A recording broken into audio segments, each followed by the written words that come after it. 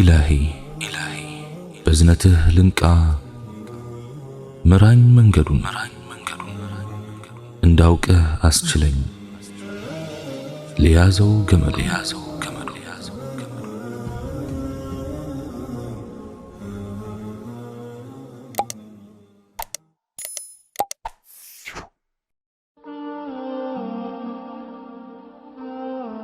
السلام عليكم ورحمة الله تعالى وبركاته. ያለ ኢማን የሚኖሯት ህይወት ከሳይቤሪያ በረዶ በላይ ትቀዘቅዛለች። ኑሮ መንፈሳዊ ጎኑ ከተጣለ ትርጉም ያጣል። ህይወት ዓለማዊ ጎኗን ብቻ ከያዙ ብታደድብ እንጂ አታመጥቅም። ትርጉሟም ውሎ መግባት ብቻ ነው የሚሆነው። የዚህች ዓለም ፈላስፋ ህይወትን ቢያቃዣት እንጂ እውን አያደርጋትም። ደራሲዋ መንገድ ቢያስታት እንጂ አይምራትም። ጦረኛዋ ቢያጠፋት እንጂ አያለማትም። አምባገነኗ ቢሰብራት እንጂ አይጠግናትም። የዚህች ዓለም ህዝብ ጠማማዋ የሚስተካከለው፣ በሽተኛዋ የሚድነው፣ ረሃብተኛዋ የሚጠግበው ከአላህ ስብሓንሁ ወተዓላ የወረደን መልእክት ሲመገብ፣ ነቢዩ ዓለይሂ ሰላቱ ወሰላም ካመጡት ምንጭ ሲጠጣ ነው። ህዝቦች ሳያመርቱ ሳያድጉና ሳይበለጽጉ ይኖሩ ይሆናል። ሃይማኖት አልባ ሆነው ግን በፍጹም። አላህ ስብሓንሁ ወተዓላ እንዲህ አለ: من عمل صالحا من ذكر أو أنثى وهو مؤمن فلنحيينه حياة طيبة ولنجزينهم أجرهم بأحسن ما كانوا يعملون. كوند ويم كسيت ارسو أمان هونو بقون يسرح ملكام نورون برغت إنا نوروالن يسروتم كنبروت نجر بملكامو من داتشون إن من الداتشوالن. سورة النحل أنكت 97. إيمان لهيوت مرت كممنو لمن قدنيا أجواجنو لبايتوار قوادنيانو لبتشنيا سو وداجونو. إيمان ግራ የገባውን በአላህ ፈቃድ ይመራል፣ የተጎዳን ያጽናናል፣ የደከመውን ያበረታል። ኢማን በስደት ዓለም ባልደረባ ነው፣ ለጨለመበት ብርሃን ነው፣ ዕድሜው ለገፋ ምርኩዝ ነው። ኢማን ለታጋይ መሳሪያው ነው፣ ለደካማ ብርታቱ ነው፣ መላ ለጠፋው መፍትሄ ነው። ኢማን የተዘጋን ይከፍታል፣ የጨለመን ያበራል። ኢማን ከፍ ሲል ትዕግስትም ሚዛናዊነትም ፍትህም አብሮት ከፍ ይላል። ኢማን ሲመጥቅ ስነ ምግባርም አብሮት ይመጥቃል። ኢማን አያደርቅም፣ አያድረቀርቅም። ኢማን ሲያድግ ስርዓትም አደምም ትህትናም አብሮት ያድጋል። መቻልም አብሮት ይሰፋል፣ ማገናዘብም በጎኑ ይጨምራል። ኢማን ሲፋፋ ቀልብም አብሮት ይፋፋል። በፍቅር እንጂ በጥላቻ የተሞላ አይሆንም። ለስላሴን እንጂ ሻካራነትን አይመርጥም። በኢማን የተሞላ ቀልብ በአላህ እዝነት የተሞላ ነው። የአላህ እዝነት ደግሞ ለዛባና ትሁት ያደርጋል። ፈቢማ ረሕመቲን ሚነላሂ ሊንተ ለሁም። ለኔ እንደሚገባኝ የኢማን ትኩሳት ነውጠኛ አይደለም፣ ሞገደኛም አይደለም። አይሳደብም፣ አይናቆርም፣ አያነውርም። ስራዬ ብሎ ፍጡራንን አይከታተልም። የኢማን ሀብት ረጋ ያለ ነው። ለሁሉ ያዝናል፣ ሁሉን ያቅፋል፣ ለሁሉ ይራራል። ያስባል እንጂ አይኮሳተርም፣ ይጠራል እንጂ አይገፈትርም፣ ያስተምራል እንጂ በጭፍን አይኮንንም። ጥሩ ይጠረጠራል እንጂ አይሰለልም። ወዳጄ ከመለያየት ብዛት የተነሳ ሁለት ተመሳሳይ አቋም ያለው ሰው እንኳን እየጠፋ ባለበት በዚህ ዘመን የሚያዋጣ ዒልም ነውና በሱ ላይ በእጅጉ አተኩር። ይሄ ነገርም አለ እንዴ ብለህ ላለመደናገር ከፈለክ ለዲን ዕውቀት ሰፊ ጊዜ ስጥ። ብዙ ተማር፣ ብዙ አዳምጥ፣ ብዙ አንብብ። ፍቅርንና እዝነትን ከሚያስተምሩ ከሰከኑና ከጠለቁ ዑለሞች ጋር ተቀማመጥ። ዲንም ብቻ ሳይሆን ሕይወትንም ትማራለህና። ግራ ላለመጋባት ከፈለክ ዕውቀትን በደረጃ ተማር። አሊፍ ተብሎ ነው ባ የሚባለው። ቀለል ከሚለው ወደ ከባድ፣ ከጅምላ ወደ ዝርዝር ከመድረስህ በፊት አትድረስ። በከባባድ ጉዳዮች አጉል አትፈላሰፍ። የዕውቀት ደረጃ ያልደረሰበትን ማዕድ አትድፈር፣ ወዝጋባ ትሆናለህና። ያለ ዕውቀት መፈላሰፍ መጨረሻው ውድቀት ነው። ኢማም አልገዛሊ ኢልጃም አልዓዋም عن علم الكلام የሚል መጽሐፍ አላቸው። ዓዋም ማለት ደግሞ ያለ አቅሙ የሚንጠራራው ነው። ትምህርት ከሌለ መወዛገብ ሁሌም ያለ ነው። ግራ ገባኝ ከማለት ችግርን በዕውቀት መፍታት። የተለያየንባቸውን ጉዳዮች ለሌሎች ስናስረዳ አላህ ሥርዓቱን ይስጠን፣ ወደ ትክክሉም ሐሳብ እሱ ይምራል፣ ነፍሳችንን ያጥራልን። እርሱ ካሳወቀን በላይ የምናውቀው ነገር የለምና። በአዲሱም ሆነ በድሮ የሕይወት ቀመር መሠረት ዛሬ ትናንት ነገም ዛሬ መሆኑ የግድ ነው። የተነሳውም ይወድቃል፣ አሮጌው አዲስ ይሆናል። ሕፃኑ ይጎረምሳል፣ ወጣቱ ይሸመግላል፣ ኮረዳዋም አሮጊት ትሆናለች። ጊዜ የማያደበዝዘው እንዳለ እንደነበረ የሚቆይ ማንም የለም። ሁሉም ትዝታቸውን ብቻ ጥለው በነበር መርከብ ይሳፈራሉ። የሰው ልጅ ከንቱ ባዶ ነገርን ይመስላል። ዘመኑም እንደ ጥላ በነበር ያልፋል። ታሪኩም ከካቻምና አምና ከአምናም ዘንድሮ እየደበዘዘ ይሄዳል። ወዴት ነው የምትሄደው አትበሉኝ። ወደ መቃብርና ወደ አኺራ እየሄድኩ ነው። ወደዚህች ዓለም የመጣበትን ዓላማ ያላወቀና ታሪኩን አሳምሮና ተጠንቅቆ በእጁ ያልጻፈ ሰው ነገ ከከሳሪዎች ነው የሚሆነው። በዚህች ምድር ላይ ሳለ ለራሱም ሆነ ለማህበረሰቡ የአንዲት መስመር ያህል ጥቅም ያልሰጠ ሰው በሕይወት ቢኖርም እንኳ ከሞቱት አይሻልም። ኖሯል ተብሎም አይመዘገብለትም። የኢማን መዳከም ምልክቶች ብዙ ሲሆኑ እንደየድክመቱ ሁኔታና ደረጃ ከሰው ሰው ይለያያል። ከነኚህም ምልክቶች መካከል በጥቂቱ ነው።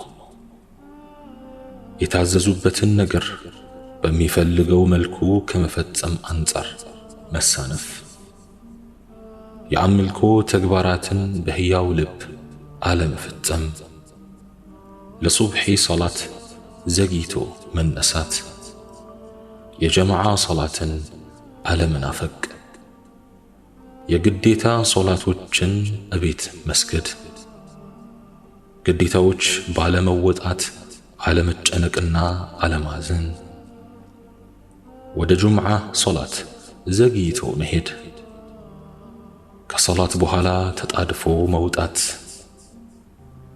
የሱና ሶላቶችን መተው፣ ተመራጭ ሶላቶችን አለማሰብ፣ ለምሳሌ የዱሃና የእስቲኻራ ሶላቶች፣ ከቁርአን መራቅ፣ ቁርአንን በሕያው ልብ አለማንበብ፣ የቁርአንን መልእክቶች አለማስተንተን፣ ዚክር ወይም አላህን ማውሳት መተው፣ ከዱዓ መሳነፍ፣ ለሐላል ሐራም መርህ አለመጨነቅ፣ አልባሌ ነገር እየሰሩና እያወሩ ማምሸት፣ ሰውን አለማክበር፣ ለዓለማዊ ጥቅም መጓጓት፣ ባገኙት አለመርካት፣ ለዲናዊ ትምህርት ትኩረት መንፈግ፣ ሱናን ማጣጣል፣ ለሚናገሩት አለመጨነቅ፣ የባህሪ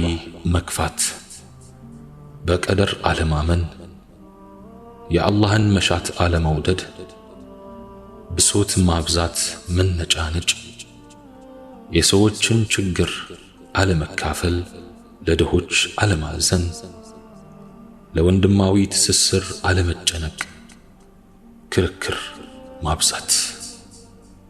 አላህ ይጠብቀን። አላህ የተሟላ ኢማን ይስጠን። ደካማና ልፍስፍስ እንደሆንኩ አውቃለሁ። አላህ ካልረዳኝ በቀን ውስጥ በተደጋጋሚ ልወድቅ እንደምችል አይጠፋኝም። ከማንኛውም አደጋ የምንጠበቀው፣ ከኃጢአት የምንተርፈው፣ ሰላም ውለን የምንገባው አላህ ሲጠብቀን ብቻ ነው። ጌታዬ ሆይ የዘወትር ጥበቃ አይለየን፣ መጥፎ ነገርንም አትሻበን። የሰው ልጅ የፈጠረውን አምላክ ረስቶ በአቅሙና በችሎታው፣ በብልጠቱና በእውቀቱ፣ በጥንካሬውና በብልሃቱ የሚፈጽመው አንዳችም ነገር የለም ብዬ አምናለሁ። ላ ሐውለ ወላ ቁወተ ኢላ ቢላህ የሚለው ዚክርም ትርጉሙ ይህንኑ ያመለክተናል። ብልሃትንም ሆነ ጥንካሬ ከአላህ ውጭ የለም። አላህ በሕይወታችን ውስጥ ከሌለ፣ ከጎናችንም ካልቆመ፣ በእንቅስቃሴያችን ሁሉ ካልመራን፣ በጉዞአችን ካልደገፈን፣ ብቻችንን ታግለን የምናሳካው ነገር የለም። ግዝፈት አይጠቅመንም፣ ብልሃት አያዋጣንም፣ ዕውቀት አይፈይደንም። ለዚህም ነው የአላህ መልእክተኛ ዓለይሂ ሰላቱ ወሰላም ሁሉን ነገር ወደ አላህ ሱብሓነሁ ወተዓላ የሚያስጠጉት። አላህ ሆይ አንተ ያገራኸው ካልሆነ በስተቀር ገር ነገር የለም በማለት አላህን የዘነጋን እንደሆነ እሱን ከቤታችን ካስወጣነው፣ ካጠገባችን ካራቅነው፣ ንቀን ያላጠናነው ፈተና ሊከብደን ይችላል። በቀላሉ እንወጣዋለን ብለን ያሰብነው ሥራ ሊወሳሰብብን ይችላል። ችላ ብለን የተውነው ጉዳይ ግራ ሊያጋባን ይችላል። እኛ የሰው ልጆች ከአላህ ውጭ ምንም ነን። አዎ ምንም፣ ወላሂ ምንም። የነፍሴ ጌታ አምላኬ ሆይ አትራቀኝ። ሁለመናን ለፈጠረህ አምላክ ለአላህ ሱብሓነሁ ወተዓላ ማስረከብ የኢማንህ ከፍ ማለት አንዱ ምልክት ነው። አዎን ከአላህ እርዳታ ውጭ አንድም ነገር ሊሆንና ሊሳካ እንደማይችል ሲገባህ ሁሉ ነገርህን ለፈጠረህ አምላክ እስትንፋስ ለዘራብህ ጌታ ለአላህ ሱብሓነሁ ወተዓላ ትሰጣለህ። የማትችለውንም የምትችለውንም ሁሉ አንድም ሳታስቀር ታስረክበዋለህ። እንካ ጌታዬ ሁሉ ነገሬ በእጅህ ነውና ትለዋለህ። ገር ነገር ጭምር ሊገራልህ የሚችለው አላህ ሲያገራልህ ብቻ ነውና። ጥሩን ነገር መውደድም ሆነ መስራት፣ መጥፎን ነገር መጥላትም ሆነ መራቅ የምንችለው የአላህ እርዳታ ሲደርስልን ብቻ ነው። ነገሮችን ለመውደድም ሆነ ለመጥላት የሱ እገዛ ያስፈልገናል። አንድ ነገር ጥሩ ስለሆነ ብቻ ለመውደድ አንታደልም። መጥፎ ስለሆነ ብቻ ለመጥላት አንበቃም። አንድን የሚያስጠላን ነገር የምንጥለው አላህ ያን ነገር ያስጠላን እንደሆነ ብቻ ነው። አላህ ካላስጠላን ወንጀሉ ነገር ጽድቅ፣ መጥፎ ነገርም ጥሩ መስሎ ይታየናል። ለዚህም እኮ ነው ወከሪህ ኢለይና አልኩፍረ ወልፍሱቅ ወልዐስያን፣ ክህደትን፣ ጥመትን፣ አመፅን አስጠላን ብለን ዱዓ እንድናደርግ ነቢያችን ዓለይሂ ሰላቱ ወሰላም ያስተማሩ። ሲጥልብህና ውድቀትን ሲሻብህ ጽድቅን አሽሾ ከኃጢአት ያጎራብታል። ከበጎ አውጥቶ ወንጀል ጋር ያዛምድሃል። መልካምን አስጠልቶ ቆሻሻን ያስወድድሃል። መጥፎነቱ እያየህና እያወክ ትወዷለህ። ንብ መሆን ሲገባህ ዝንብ ትሆናለህ። ቆሻሻና ግም ነገር ታነፈንፋለህ። ቆሻሻና ኃጢአትን ከመላመድ አልፈህ የወደድክ ቀን አትሻብን ጌታዬ ሆይ ከማለት ውጪ ምን ትላለህ? አዎ አትሻብን። ቀልብህ ሲደነድን ልቦናህ ሲደፈን የትም ይሁን የት አላህን አትፈራም። በመስጂድ ይሁን በተቀደሰ ምድር ብትሆን ግድ አይኖርህም። ድንበሩን በቀላሉ ትጥሳለህ። ሕጉን ችላ በማለት ትዳፈራለህ። ሰውንም ሆነ ፈጣሪህን አታፍርም። እፍረትህ የጠፋ ቀን ብዙ ነገርህ ጠፋ። ሐያ ያጣህ ቀን ብዙ ነገር አጣ። ሊያጠፋህ ሲሻ ወደ መስጊድ የሚሄዱትን ሴቶች መንገድ ላይ ተቀምጠህ ትለክፋለህ። ውርደትህን ሲያቃርብ ተራዊሕ ሰግዳለሁኝ ብለህ ወጥተህ እኩይ ቦታ ታመሻለህ። በርግጥም ኃጢአት ምን ያህል እንደሚያደነድን የሚገባህ የአላህን ቤት ካዕባን ለመዘየር ለሐጅ ብለው የሄዱትን ሴቶች የአላህ ባሮችን ጧፍ ላይ የሚጎነትሉትን ስታይ ነው። ትንሽ ኢማን በውስጥህ አቁረህ ከሆነ ያኔ ከምር ትደነግጣለህ። ኧረ ምን ጉድ ነው! ምን ዘመን ላይ ነው የደረስነው ትላለህ። ያኔ ጌታዬ ሆይ አትሻብን ከማለት በስተቀር ምን ትላለህ? ከአላህ ባሮች የሆነች አንዲት ሴት ተጸጽታና በንጹህ ልብ ወደ አላህ ተመልሳ እንባዋን እየዘራች የተቀደሰው መካ ምድር ገባች። የተከበረውን የአላህ ሱብሓነሁ ወተዓላ ቤት ጧፍ በማድረግ ላይ ሳለች አንዱ መናጢ በጎን ጎነተላት አሉ። በዚህን ጊዜ መዓት የወረደ መሰላት። ዞር በማለትም ለጎንታዩ እንዲህ አለችው፣ ሰውየው እኛ እኮ ከሩቅ አገር እዚህ ድረስ ተጉዘን የመጣ ነው የኃጢአት ጭቅቅታችንን ለመታጠብ ብለን ነው። አንተስ ዛሬ እዚህ ለመታጠብ ዝግጁ ካልሆንክ የት ሄደህ ልትታጠብ ነው? አላህ ከኃጢአቶች ሁሉ የምንታጠብበትን ቀን ያቅርብልን። ኃጢአትን ተላምዶ መደንደንን አይሻብን። ያ አላህ በሰማነው የምንጠቀም አድርገን። سبحانك اللهم وبحمدك أشهد أن لا إله إلا أنت أستغفرك وأتوب إليك وآخر دعوانا أن الحمد لله رب العالمين والسلام عليكم ورحمة الله تعالى وبركاته.